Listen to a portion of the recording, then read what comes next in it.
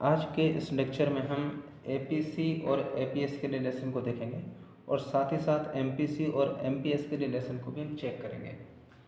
APC, APS, MPC और MPS, इन चारों चीज़ों के बारे में जो लेक्चर है वो मैं ऑलरेडी प्रोवाइड कर चुका हूँ। अब इस लेक्चर में हमें इनके बीच के रिलेशनशिप को समझना है। तो सबसे पहले हम इसमें जो रिलेशनशिप है एपीसी और एपीएस, इन दोनों के बीच के रिलेशन को हम देखते हैं। एपीसी यानी कि एवरेज प्रोपेंसिटी टू कंज्यूम और एपीएस यानी कि एवरेज प्रोपेंसिटी टू सेल। इन दोनों के बारे में जो अलग अलग लेक्चर है वो ऑलरेडी मैं पहले ही आपको प्रोवाइड कर चुका हूँ। अब इस रिलेशनशिप को समझने के लिए हम यहाँ पे एक एग्जाम्पल ले लेते हैं।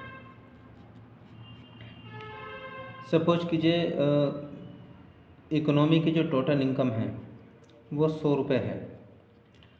अब इस 100 रुपये में से अगर यहाँ पे जो कंजप्शन पे खर्च किया जा रहा है, सपोज कीजिए 70 रुपीज़ कंजप्शन पे हमने खर्च कर दिया,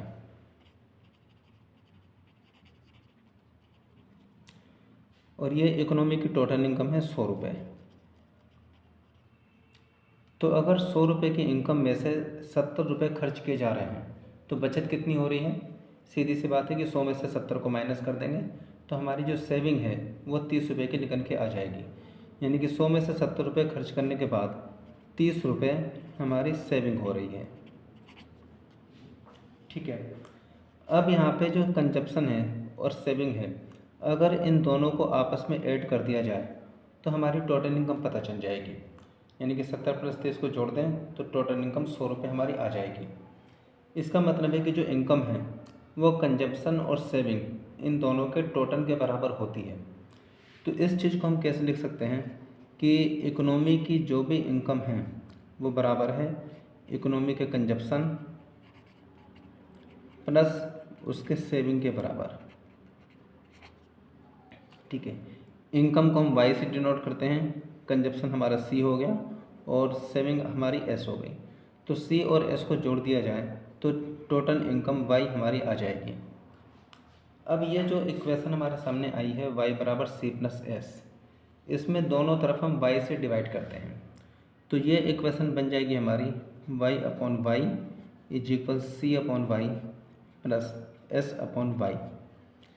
इसमें y से y हमारा कैंसिल हो जाएगा और इधर बचेगा 1 बराबर c अपॉन वाई, ये हमारा होता है APC, और s अपॉन वाई ये होता है हमारा APS, और ये हमारा दोनों के बीच में रिलेशन निकल के आ जाता है। यानी कि APC और APS को जोड़ दिया जाए तो उन दोनों का जो टोटल है वो 1 के बराबर होगा। इसी को दूसरे नज़रिए से अगर हम देखें तो हम कह सकते हैं कि अगर 1 में से APC को माइनस कर दिया जाए तो हमारे पास APS आ जाएगा, और 1 में से अगर APS को माइनस कर दिया जाए तो हमारे पास APC आ जाएगा। यानी कि अगर 1 में से हम माइनस कर देते हैं APC तो ये बराबर आ जाएगा APS, या फिर अगर हम 1 में से माइनस कर देते हैं APS तो ये आ जाएगा हमारा APC।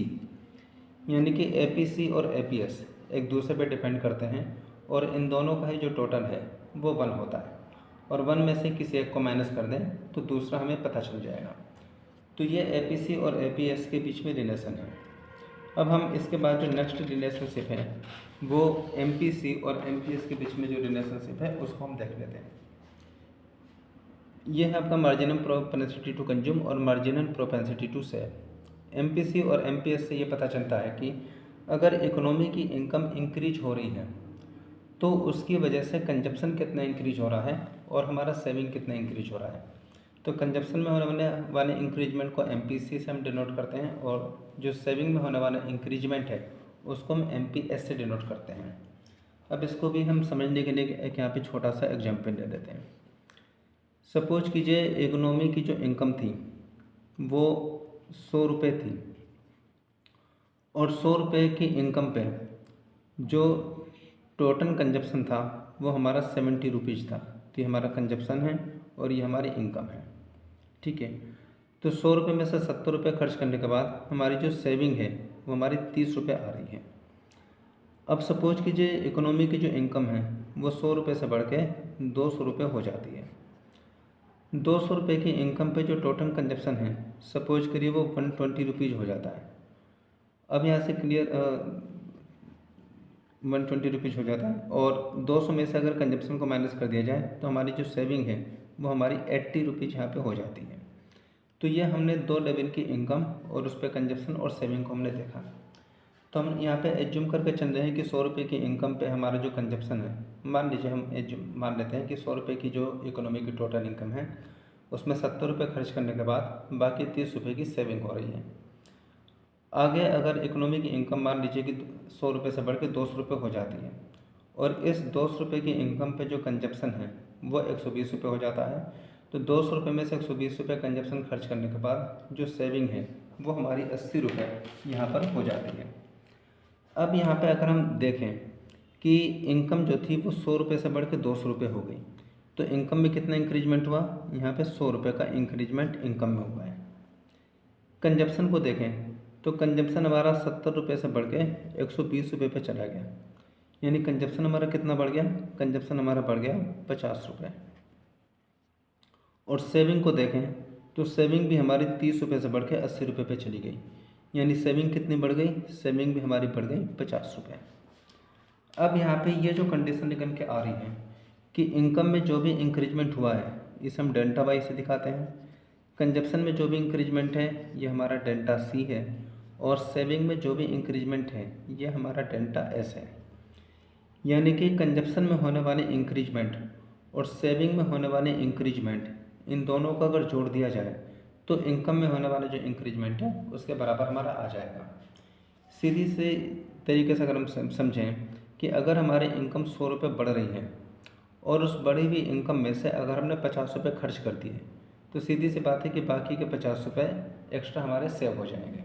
ठीक है, यानी कि बढ़ी हुई इनकम में से अगर हम 50 रुपये खर्च कर देते हैं तो बाकी 50 रुपये हमारे सेव हो जाएंगे। इसका मतलब है कि डेल्टा सी और डेल्टा एस को अगर जोड़ दिया जाए तो ये बराबर आ जाएगा हमारे डेल्टा वाई से, और यहीं से हम इस रिलेशन को इनके बीच के रिलेशन को समझने की कोशिश करते हैं।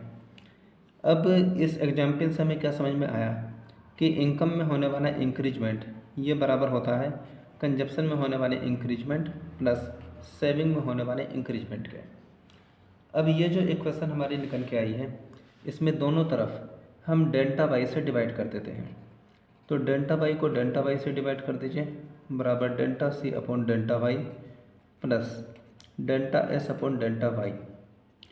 डेल्टा वाई से डेल्टा वाई कैंसिल हो जाएगा, ये हमारा 1 आ जाएगा, बराबर delta C upon delta Y, ये हमारा MPC का इक्वेशन है, और delta S upon delta Y ये हमारा MPS का इक्वेशन है। तो ये एक रिलेशनशिप हमारा इन दोनों के बीच में निकल के आता है। इससे ये पता चलता है कि अगर MPC और MPS को जोड़ दिया जाए तो उन दोनों का टोटल 1 के बराबर आ जाएगा, और 1 में से किसी एक को माइनस कर दिया जाए तो दूसरे की वैल्यू हमें पता चल जाएगी। जैसे अगर हम 1 में से माइनस कर देते हैं MPC तो हमारे पास MPS आ जाएगा, और 1 में से अगर हम माइनस कर देते हैं MPS तो हमारे पास MPC आ जाएगा। तो ये रिलेशन हमें यहाँ पे पता चलता है। अब इस जो चैप्टर है हमारा डिटर्मिनेशन ऑफ इनकम, इसके एक सीक्वेंस में काफ़ी लेक्चर्स मैंने प्रोवाइड किए हैं, और अभी तक जितने भी टॉपिक्स हो चुके हैं उसमें जो भी फॉर्मूले बनते हैं उसका एक ओवरव्यू हम यहाँ पे कर लेते हैं कि अभी तक के लेक्चर में जो कितने फॉर्मूले हमारे निकल के आते हैं। तो अगर इन फॉर्मूलों को हम ध्यान से देखें तो सीधे हमारे ये फॉर्मूले जो हैं हमें फाइंड आउट होते हैं अभी तक कि APC बराबर C अपॉन वाई, APS बराबर S अपॉन वाई, और इन दोनों को अगर जोड़ दिया जाए APC और APS को तो ये 1 के बराबर आएगा। अब हम MPC की तरफ देख लेते हैं। तो MPC बराबर होता है delta C upon delta Y, MPS होता है delta S upon delta Y, और MPC और MPS को अगर जोड़ दिया जाए तो ये हमारा 1 के बराबर हो जाता है। और अभी जो एग्जाम्पल में हमने समझा था कि कंजप्शन और सेविंग को जोड़ दिया जाए तो वो हमारी इनकम के बराबर हो जाएगा। तो अभी तक जितने भी लेक्चर हो चुके हैं उसमें इतने फॉर्मूले हमारे फाइंड आउट अभी हुए हैं। अभी आगे जो भी टॉपिक्स हमारे कंप्लीट होंगे उसमें जो भी इक्वेशंस या फॉर्मूले हमारे बनेंगे उसको फिर कुछ लेक्चर्स के बाद फिर हम उसे समझने की कोशिश करेंगे।